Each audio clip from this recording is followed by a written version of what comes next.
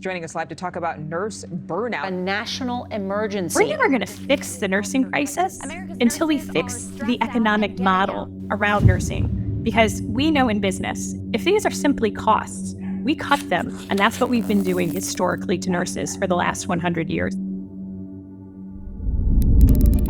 If I can step us back about almost 100 years ago, this actually has roots, very interestingly, in the women's suffrage movement. In 1913, it was trying to get women the right to vote. But what you saw in the 1920s was that nursing became the largest economic vehicle for women's financial independence in the history of the world. At that time, both physicians and nurses, they all ran their own companies. Private families would hire the nursing services and pay for nursing services directly to be delivered at home.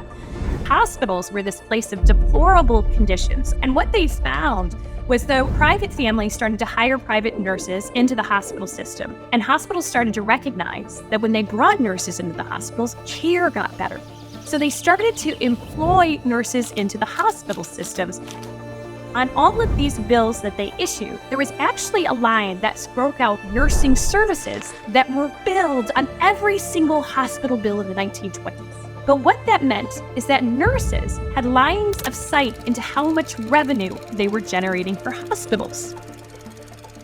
The leadership did not like that these nurses had this line of sight, so they looked to develop a model that would keep nurses as far away from the money as possible. So they looked to hotels.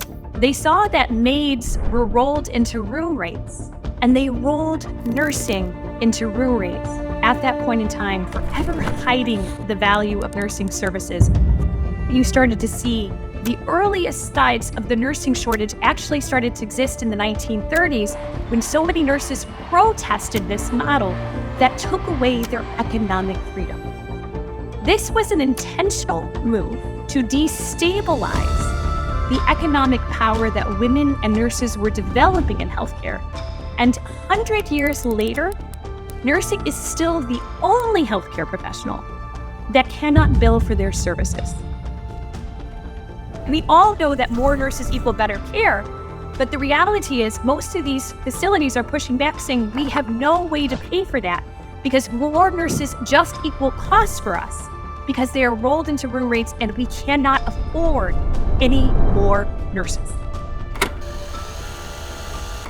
So until we actually create a reimbursement model, there is no ability for us to pay for more nurses as it exists fundamentally today.